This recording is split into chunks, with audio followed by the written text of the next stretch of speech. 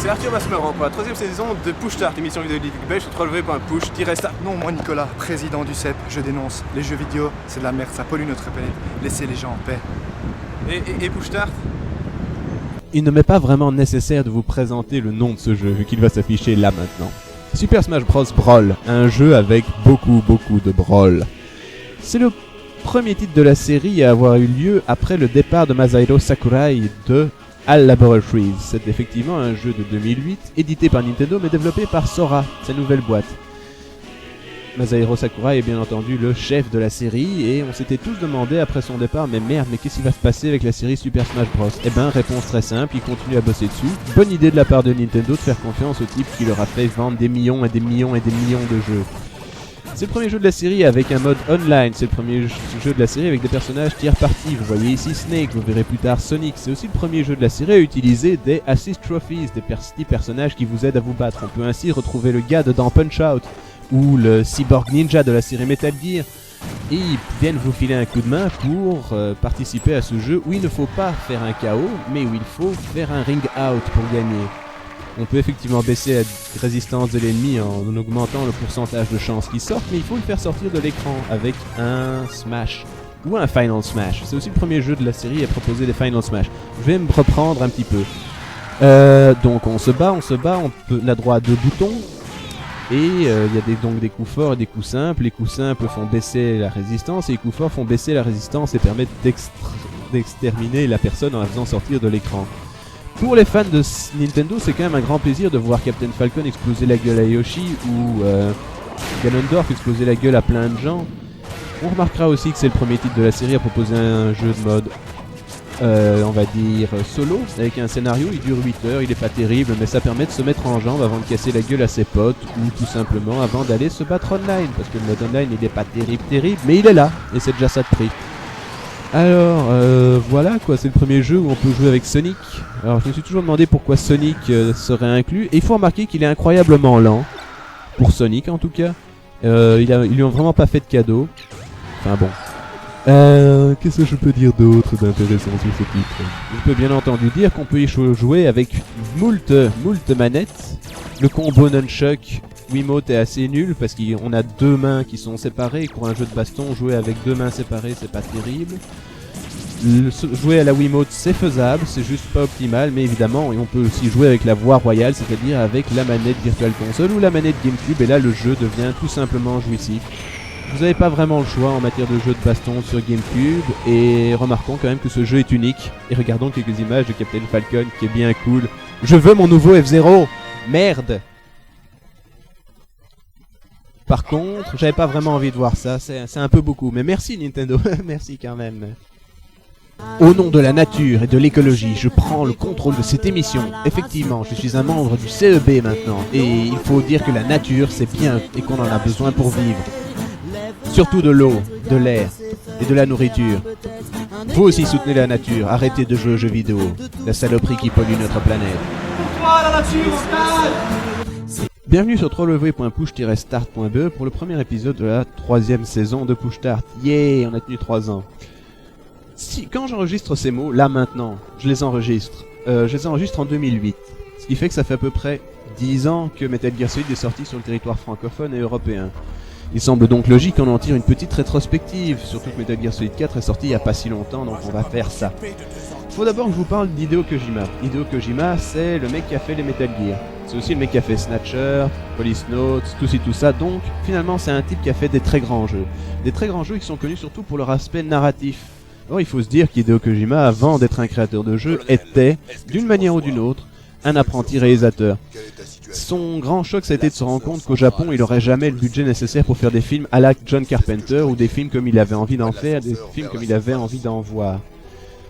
Si je mentionne le nom de John Carpenter, c'est pas pour rien. Vous avez probablement vu Escape from New York ou Escape from LA, 2 charmants petits films de série B qui sont vraiment bien foutus avec Kurt Russell qui y joue un certain Snake Plissken. Dans Metal Gear Solid, on joue un certain Snake. Il y a un petit rapport. Les 2 personnages doivent toujours s'infiltrer quelque part, sont toujours baisés dans les grandes largeurs par leurs supérieurs, et d'une manière ou d'une autre, ils se font toujours avoir d'une manière ou d'une autre à la fin. Mais toujours est-il que, voilà, Snake est très proche de Snake Plissken parce que Hideo Kojima est un fan de Carpenter. Alors on va un peu parler du jeu. C'est un jeu d'infiltration qui est proche des Metal Gear sortis sur MSX. À la base, Metal Gear Solid aurait dû s'appeler Metal Gear 3 et il aurait dû continuer sur les bases du dernier titre sorti sur MSX 2. Voilà un des designs de mecha réalisé par Yoji Shinkawa. Yoji Shinkawa est l'homme qui a designé tous les personnages de la série Metal Gear. C'est un excellent dessinateur. J'espère que vous en avez vu dans votre vie. Pour moi, c'est le jeu qui marque le plus clairement le renouveau du jeu vidéo par sa mise en scène. Malheureusement, en Belgique et en France, on a eu l'excellent doublage français qui était vraiment à chier. Les clés sont là, on y va. Je veux dire, c'est absolument atroce. Mais malgré tout ça, il reste un charme particulier à ce doublage, particulièrement série B, qui est celui de l'humour pur. Il faut avouer qu'il est particulièrement drôle quand on a joué à la version américaine de Metal Gear Solid de se replonger dans cette version européenne francophone et quasiment franchouillarde de Metal Gear Solid. Cela ne diminue en rien les qualités ludiques de ce jeu qui sont toujours là. Le jeu est toujours excellent. Je vais peut-être vous faire un petit topo sur le scénario. Solid Snake et Liquid Snake sont deux clones de Big Boss, le héros de Metal Gear Solid 3 que nous verrons dans quelques minutes. Et ils sont tous les deux super méchants et ils veulent se battre l'un contre l'autre, sauf que Solid Snake doit sauver le monde et Liquid Snake essaye de l'asservir en utilisant le Metal Gear qui est un tank thermonucléaire capable d'envoyer des ogives nucléaires et d'asservir donc le monde. Ils sont tous les deux plus ou moins face à une recherche d'identité. La recherche d'identité qui est en quoi sont-ils eux-mêmes s'ils ne sont que le clone de quelqu'un d'autre, c'est-à-dire de Big Boss, le héros de Metal Gear Solid 3. Et finalement, au-delà de cette petite réflexion philosophique à deux balles, ce sont surtout des putains de bons jeux. Des putains de bons jeux de Metal Gear Solid. Moi, je n'aurais absolument aucun mal à vous proposer de rejouer à ce jeu maintenant, car il est toujours aussi bon et il n'a pas vieilli, à part évidemment l'aspect graphique et les personnages qui ne sont pas animés quand ils parlent vraiment de manière faciale. C'est maintenant qu'on tourne la page sur nos amours. Écoutez ça, c'est magnifique. Non merci, je préfère le faire. Pas de problème. On va où? Snake? Otacon, je m'appelle Dave. Non, Sandé qui s'appelle Dave, il va aller chanter sur la colline à Zai Zai Zai. Je veux dire, il va faire un petit coup de tour de côté de chez Swan. Et Dave, elle est bonne. Au fond, elle est bonne, c'est pour ça que Metal Gear Solid est un grand jeu. Avez-vous vraiment envie de soutenir une émission qui prostitue la nature et les animaux de telle manière? Ce chat est censé s'infiltrer sous une porte, comme Snake, c'est dégoûtant. Cessez de regarder Push Start. C'est une émission de racistes phallocrates, anti-nature et anti-écologie. Mort au Metal Gear Solid Snake Eater, un jeu sorti en 2005 qui est encore et toujours fait par Hideo Kojima et son équipe, Kojima Productions. On va pas en parler des heures, je ne vais pas en parler des heures car dans la jungle il n'y a pas de masse d'ascenseurs et on peut donc pas attendre d'ascenseurs de manière furtive. C'était un petit jardin qui sentait Vous savez, bon le métropolitain. J'adore venir ici me ressourcer et avoir toute cette paix, tout ce calme autour de moi. Regardez cette nature, n'est-il pas magnifique? Tout ce vert, ce silence. Cette nature, il faut l'apprécier à sa juste valeur. Regardez cet arbre par exemple. Un magnifique. 3 mains. Il est magnifique. Il faut savoir aimer la nature. Bienvenue au club. The Club, un jeu de Bizarre Creations édité par Sega en 2008. Si vous connaissez Bizarre Creations, vous les connaissez pour Metropolis Street Racer, Project Gotham Racing ou Geometry Wars Evolved, ou Geometry Wars tout court d'ailleurs. Il est amusant de se rendre compte que ces gens qui sont connus pour avoir fait des très bons shmups et des très bons jeux de course sont capables de mélanger les deux dans une magnifique mixture. Ici c'est un système de combo qui est prévalent. Un système de combo. Comme vous le voyez, il y a une barre en haut à droite qui se casse la gueule avec un multiplicateur.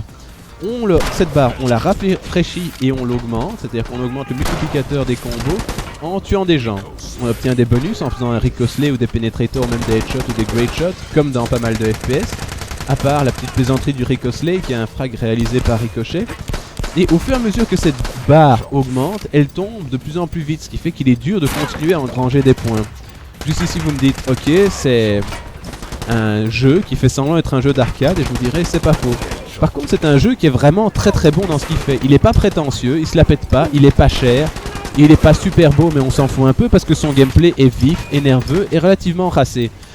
Ça me fait même penser que de ces fans de jeux de caisse, que sont les gars de Bizarre Creations, ils nous arrivent à même nous faire un jeu de flingue où l'on a un mode de course.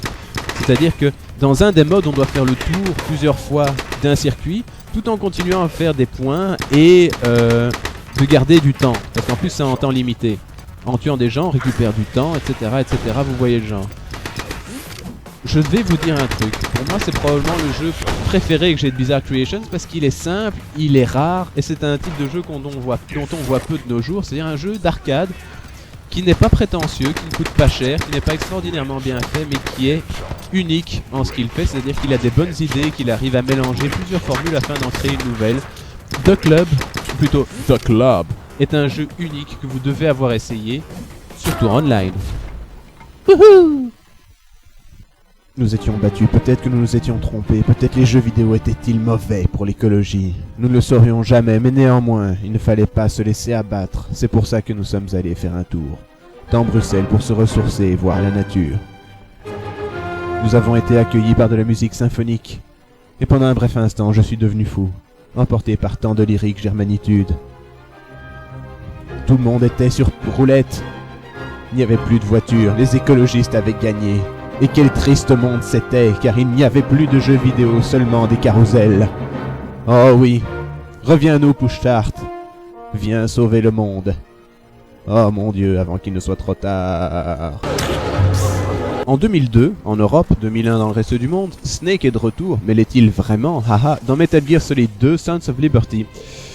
Metal Gear Solid 2 Sons of Liberty encore et toujours un jeu d'Hideo Kojima. C'est le premier jeu où l'on peut ne pas tuer ses ennemis mais les endormir avec un flingue à fléchette tranquillisante. C'est aussi le premier jeu de la série avec des musiques d'Harry Gregson Williams, le type responsable des scores de Team America, Ground Police, Shrek, The Rock, et finalement c'était un disciple d'Hans Zimmer, ce qui pourra servir d'information utile aux scorophiles. Les derniers thèmes restants sont faits par Norihiko Ibino, personne responsable des thèmes de Metal Gear Ghost Babel, l'Opus Game Boy Color. Alors, en parlant de traduction, tu n'es plus dans l'armée, et voyons la belle faute, de toute façon, je ne camptais pas beaucoup me servir de ce gadget, magnifique, entièrement d'acte. Donc, au moins, on a gagné le doublage en américain, c'est déjà ça, mais bon, on est encore calé avec des sous-titres relativement foireux par moment. Remarquons que c'est le seul moment où c'est vraiment grave. Comme d'habitude, petite plaisanterie kojimaïenne.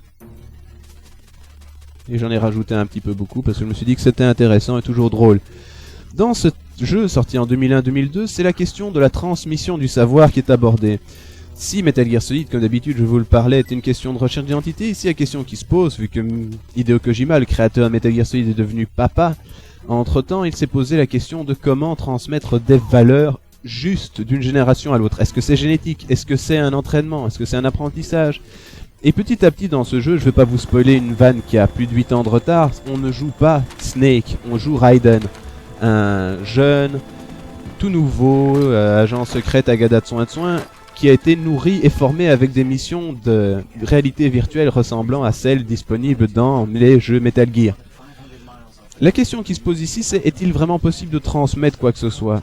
Et de transmettre la compréhension que les gens en ont des phénomènes que l'on essaye d'expliquer. Par exemple, si je vous parle maintenant de Metal Gear, je vous ne transmets pas du tout ce que c'est de jouer à Metal Gear. Je vous parle juste de Metal Gear. Donc je vous transmets un savoir que j'en ai, mais je vous transmets juste un savoir que j'en ai de manière tactile, verbale et non pas tactile.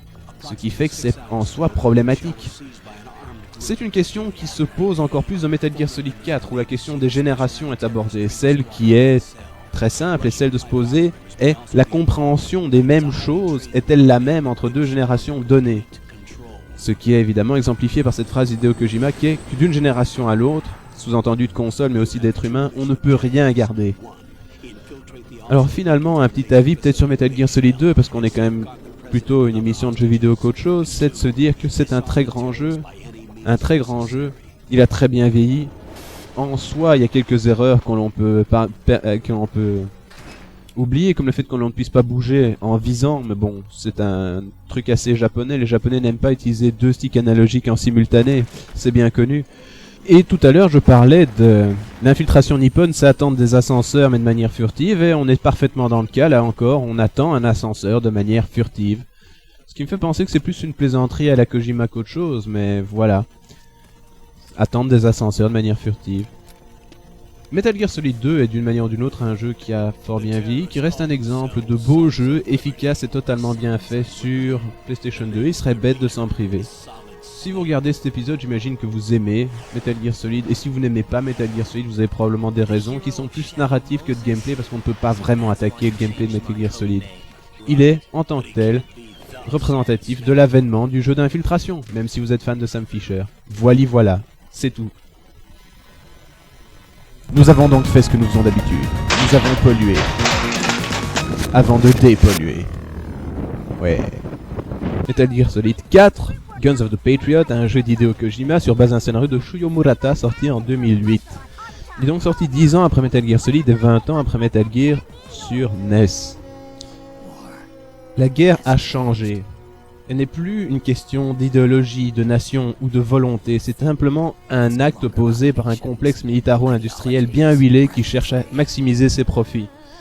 De cette manière, on utilise des machines et des armes qui sont ID tagged, c'est-à-dire qui sont donc utilisables uniquement par la personne pour qui il est prévu qu'elles soient utilisées, de manière à garder la guerre dans un état fluide qui permette de faire gagner du pognon. D'une manière ou d'une autre, on ne peut que remarquer que c'est toujours la même réflexion, celle de la virtualisation de la réalité qui est à l'œuvre ici, où les gens qui sont sur le terrain de bataille sont carrément camés à la technologie et dirigés donc par une intelligence artificielle de groupe qui leur permet de maximiser leur capacité au combat. On voyait justement dans ces petites pubs que j'ai gardées et que je trouve bien drôles, les techniques qu'on pourrait utiliser dans un monde moderne pour valoriser le travail sur soi-même et l'utilisation d'augmentateurs, d'inhibiteurs capacitaires pour faire la guerre. On peut remarquer que faire durer une série 10 ans c'est déjà génial, mais 20 ans c'est relativement extraordinaire et rare sont les séries qui peuvent tenir aussi longtemps. De cette manière-là, Hideo Kojima, lui, ne rajeunit pas. Il ne rajeunit pas. Si Snake est dans Super Smash Brawl, vous m'excusez, ça va mal. Super Smash Bros. Brawl, c'est pour faire plaisir à son gamin qui lui n'aime pas la Metal Gear. On va faire remarquer qu'il y a un système de stress pour la première fois. Au fur et à mesure que Snake stresse, il est moins capable de tirer, de se régénérer, des trucs comme ça. S'il fume une clope ou s'il écoute de la zik, il peut se remettre du stress. Il y a encore des trucs qui sont assez incompréhensibles, comme certains endroits qu'on pourrait atteindre mais qu'on ne peut visiblement pas atteindre. Mais en fait, voilà. On va quand même mentionner qu'il y a une musique de Harry Gregson Williams, c'est de la musique de Nobuko Toda, le mec qui a fait les musiques de Metal Gear Acid 1 et 2 sur PSP. C'est le premier jeu à utiliser un disque Blu-ray double couche, c'est-à-dire 50 gigaoctets de données. Même si on voulait le sortir sur 360, ça ferait quand même un beau petit paquet de disques, remarquons-le. Qu'est-ce que c'est ce jeu? Eh ben c'est le dernier et ultime combat d'un Snake vieilli et vieillissant à cause de son système de clonage qui visiblement a été créé avec une obsolescence, un imprévu qui crèverait à un moment ou un autre, et plutôt jeune que vieux, de manière à ce qu'il ne puisse pas passer à l'ennemi. Et d'une manière ou d'une autre, Snake est toujours baisé par ses supérieurs, toujours. Et d'une manière ou d'une autre, le joueur d'un jeu Metal Gear est d'une manière assez certaine, il est toujours manipulé par Hideo Kojima, et c'est aussi ça qui fait la beauté du jeu, c'est qu'en 20 ans, ou en 10 ans, on a autant vieilli que le personnage, même si on est moins décati. Or, il y a quand même un moment ou un autre où il faut se dire qu'il faut arrêter. Moi-même, un jour ou l'autre, je devrais arrêter de jouer aux jeux vidéo, et vous aussi, tout simplement parce qu'on n'aura plus les capacités physiques nécessaires à le faire. Tout est temporaire dans cette vie. Et il faudrait juste se dire que même si ce jeu n'est pas le chef-d'œuvre extraordinaire de gameplay qu'on espérait, c'est une grande histoire qui fait sens, qui noue tous les liens scénaristiques qui sont laissés en suspens depuis 10 ans de Metal Gear Solid et depuis presque 20 ans de Metal Gear, si on a vraiment envie de rester dans le trip. C'est un très grand jeu, tant par sa mise en scène que par sa réalisation graphique, qui est quand même plus qu'au-dessus de la moyenne. Et que voilà, il suffit maintenant de dire adieu à un Snake en espérant qu'il y en ait un autre, et j'espère sincèrement que Metal Gear Solid 5 sera meilleur au point de vue gameplay que celui-ci, mais il aura beaucoup de mal à être meilleur du point de vue narratif. Adieu Snake. Ça fait 10 ans, j'ai bien aimé toute l'affaire, et ce sera quand même con de plus jamais pouvoir revoir le même gars. Même s'il est quand même en sale état. On va juste voir un peu le dernier game over du jeu. Alors, continue ou existe? Bonne question dans nos vies virtuelles. Et voilà, nous avons repris le contrôle de l'émission. Bienvenue dans Push Start, la meilleure émission vidéoludique belge. 1.